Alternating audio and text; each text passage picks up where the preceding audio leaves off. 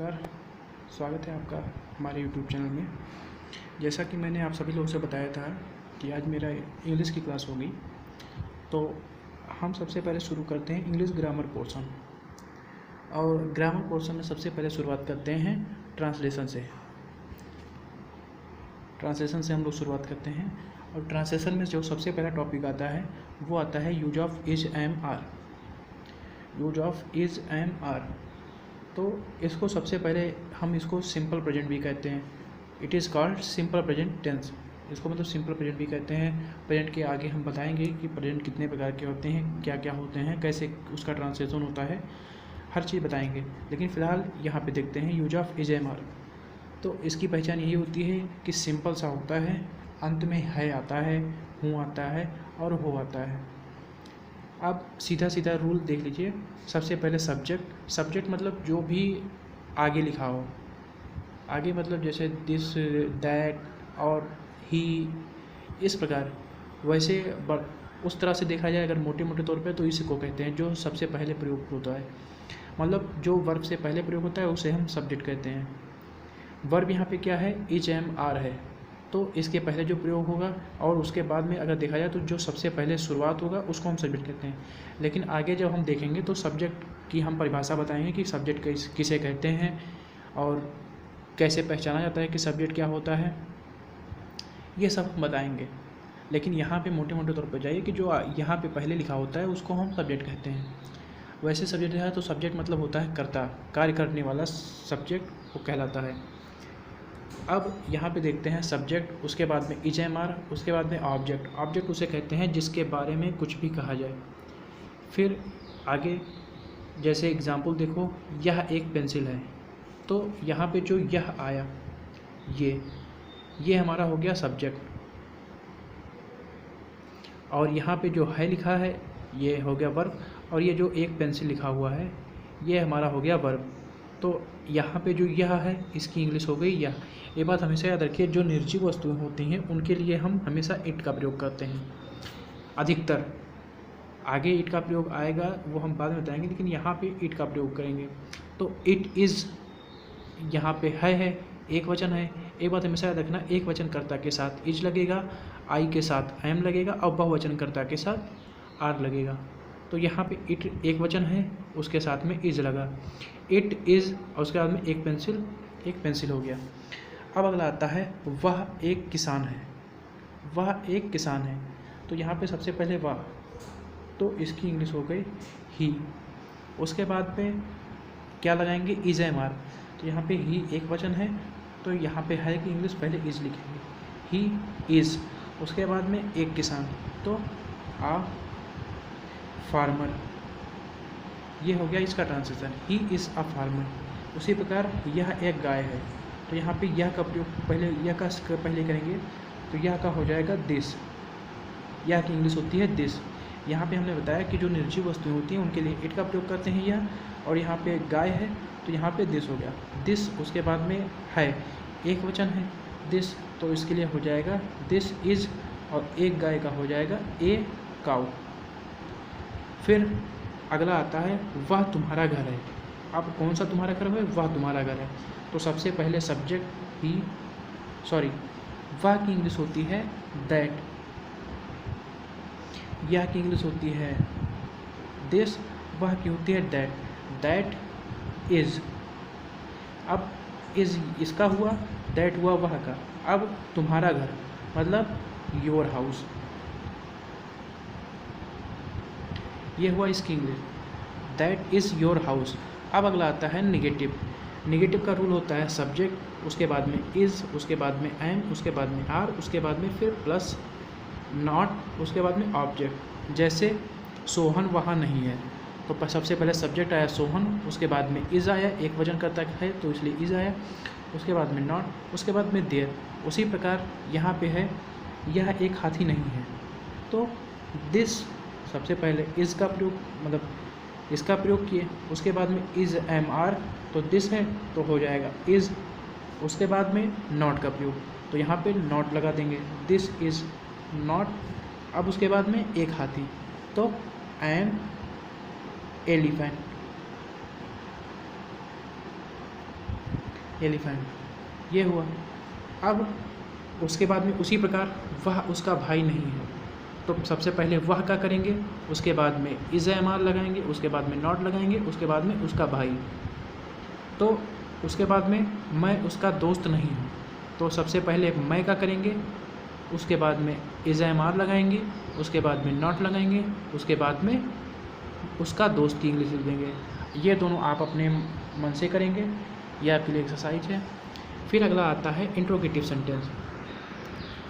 Interrogative sentence में सबसे पहला रूल होता है कि क्वेश्चन वर्ड, मतलब अगर क्वेश्चन वर्ड जो प्रश्नवाचक चिन्ह होते हैं वो बीच में आए तो हम सबसे पहले क्वेश्चन वर्ड का प्रयोग करते हैं, उसके बाद में इज़ एम आर लिखते हैं, उसके बाद में सब्जेक्ट, उसके बाद में ऑब्जेक्ट। अब अगर यहीं पे अगर नॉट लिखा हो, मतलब कहीं पे अगर नहीं भी लगा हो, क्वेश्चन वर्ड भी हो और नॉट भी हो, तो सीधा सिंपल बात, ये जो सब्जेक्ट होता है, सब्जेक्ट के बाद में हम नॉट का प्रयोग कर देते हैं, सब्जेक्ट के बाद में हम नॉट का प्रयोग करते हैं।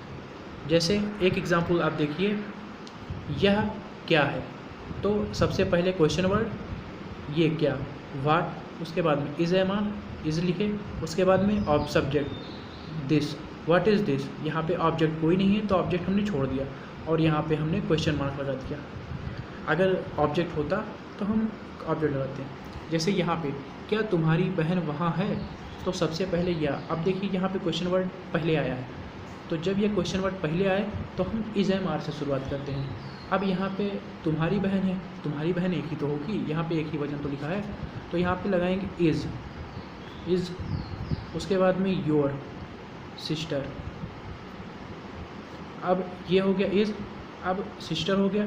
अब क्या करना है, इज़ का हो गया, मतलब इसमें अगर इज़ पहले लगा दिए तो ये है की भी इंग्लिश हो गई और क्या की भी हो गई, और तुम्हारी बहन की ये हो गई। अब वहाँ का लिखना है, तो इज़ योर सिस्टर देयर। अब ये हमारा हो गया सीधा सिंपल, क्या कि पहले आया है तो हम ये हेल्पिंग वर्ब पहले लगाएंगे, और हेल्पिंग वर्ब यहाँ पे है तो इज़ से शुरुआत करेंगे, इज़ योर सिस्टर देयर। अब आगे आप दो करेंगे, हम एक बताते हैं, ये वाला नहीं वाला जो नहीं बीच में आया है, तो वह वहाँ क्यों नहीं है, यहाँ पे लिखा है वह वहाँ क्यों नहीं है, तो सबसे पहले क्वेश्चन वर्ड है वाई, क्योंकि इंग्लिश होती है वाई। अब उसके बाद में आएगा helping verb is am are, तो यहाँ पे वह है एक वचन है, तो यहाँ पे इज़ लगाएंगे, वाई इज़। अब उसके यहाँ पे लिखेंगे वह की इंग्लिश लिखेंगे, वह की इंग्लिश होती है ही, वाई इज़ ही। ये हो गया यहाँ तक, वह है क्यों। अब उसके बाद में यहाँ पे नहीं भी आया है, तो नहीं यहाँ पे सब्जेक्ट हुआ, सब्जेक्ट के जस्ट बाद में not, why is he not. अब यहाँ पे वहाँ की इंग्लिश देयर। उसके बाद में तुम यहाँ क्यों नहीं हो, जिस प्रकार इसको किया है उसी प्रकार इसको, ये दो आप एग्जाम्पल अपने मन से लिखेंगे। यह इसको फिर से देख लीजिए, वह वहाँ क्यों नहीं है, तो इसके पहले क्वेश्चन वर्ड लगाएंगे, तो क्वेश्चन वर्ड वाई हो गया। उसके बाद में इज़ एम आर लगाएंगे, तो इज़ लगाया हमने क्योंकि कर्ता एक वचन है। उसके बाद में कर्ता वह लिखा है तो वह का प्रयोग किए ही। उसके बाद में नहीं, मैंने बताया है कि सब्जेक्ट के जस्ट बाद में यहाँ पे नॉट लगाएंगे, तो यहाँ पे हमने नॉट लगाया। उसके बाद में ऑब्जेक्ट देयर। यहाँ तक हो सकता है आपको समझ में आया हो, नहीं समझ में आया तो आप हमसे दोबारा पूछ सकते हैं कमेंट बॉक्स में। फिर अगला हम आता है यूज ऑफ वाज एंड वर। जैसे हमने वहाँ पे कहा था कि वो सिंपल पास्ट प्रेजेंट है, उसी प्रकार ये सिंपल पास्ट टेंस है। तो हम सबसे पहले अफर्मेटिव देखे हैं। अफर्मेटिव का रूल ये है, और एक बात और, इसकी पहचान होती है कि इसके अंत में था, थी, थे ये सब आते हैं। तो जैसे यहाँ पे देखिए सब रूल लिखा हुआ है, सबसे पहले सब्जेक्ट, उसके बाद में वाज वर, उसके बाद में ऑब्जेक्ट। जैसे वहाँ पे इज़ एम आर था वैसे यहाँ पे वाज वर है। तो जैसे एग्जाम्पल देख लिए, वह मेरा भाई था, तो सीधा सिंपल वह पहले, सबसे पहले सब्जेक्ट का प्रयोग करेंगे, तो सबसे पहले वह लिखेंगे, वह की इंग्लिश तो ही।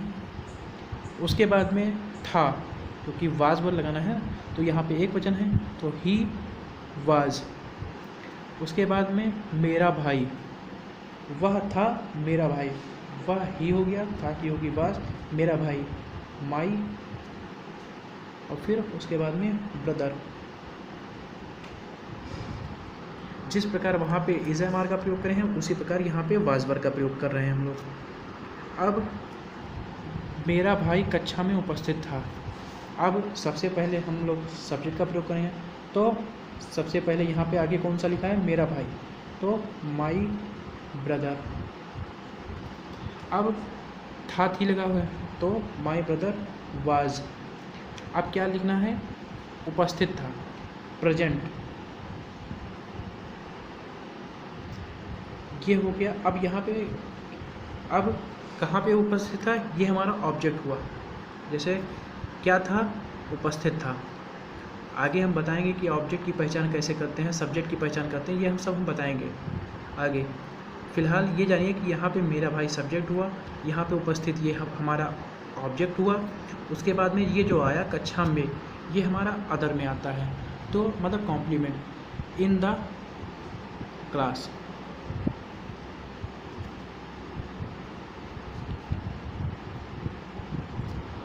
अब यहाँ तक हो गया।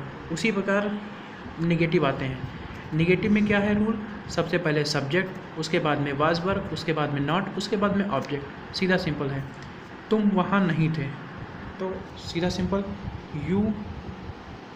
अब ये यू को बहुवचन कहते हैं, तो यू के साथ में वर, यू वर नॉट देयर।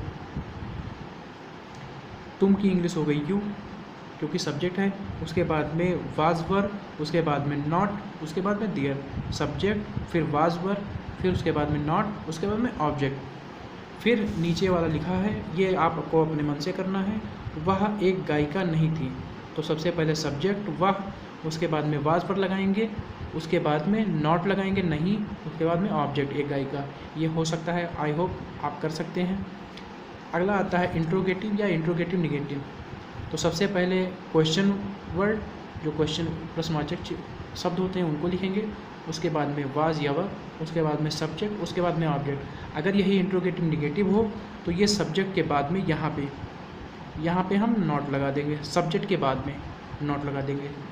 तो पहला ये जो एग्जाम्पल है, तुम कहाँ थे, तो यहाँ पे क्वेश्चन वर्ड बीच में आया है, तो कहाँ की इंग्लिश पहले लिखेंगे, वेयर। कहाँ की इंग्लिश वेयर होती है। उसके बाद में थे, तो यहाँ पे बहुवचन है, तो वर लगाएंगे, वेयर वर।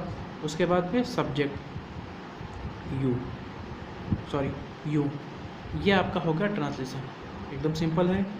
जैसे वहाँ पे इज़ का किए थे, उसी प्रकार यहाँ पे वाज वर का करेंगे। अब उसी प्रकार क्या वह एक गायिका थी, इसको आपको करना है। जैसे वहाँ पे इज़ का किया था क्वेश्चन वर्ड, उसी प्रकार इसको भी करना है। अगला है तीसरा, तुम वहाँ क्यों नहीं थे। इसको देख लीजिए, तुम वहाँ क्यों नहीं थे, तो इसका हो जाएगा सबसे पहले वाई, क्यों की इंग्लिश पहले लिखेंगे, उसके बाद में वाज या वर, तो यहाँ पे तुम का आया है तो वर। उसके बाद में फिर सब्जेक्ट यहाँ पे यू हुआ। उसके बाद में नॉट, उसके बाद में क्या, ऑब्जेक्ट वहाँ, नॉट देयर। सीधा सिंपल हो गया। सबसे पहले क्यों का प्रयोग हुआ, मतलब वाई का क्वेश्चन वर्ड, उसके बाद में वाज वर का प्रयोग हुआ, उसके बाद में सब्जेक्ट का प्रयोग हुआ, उसके बाद में नॉट का प्रयोग हुआ, उसके बाद में ऑब्जेक्ट का देयर। तुम वहाँ क्यों नहीं थे, why were you not there. आज के लिए बस इतना ही। आगे आएगा हैज़ हैव हैड का प्रयोग, उसके बाद में इट एंड देयर का प्रयोग, उसके बाद में फिर हम सीधा पहुंच जाएंगे टेंस पे। तो आज के लिए बस इतना ही, धन्यवाद।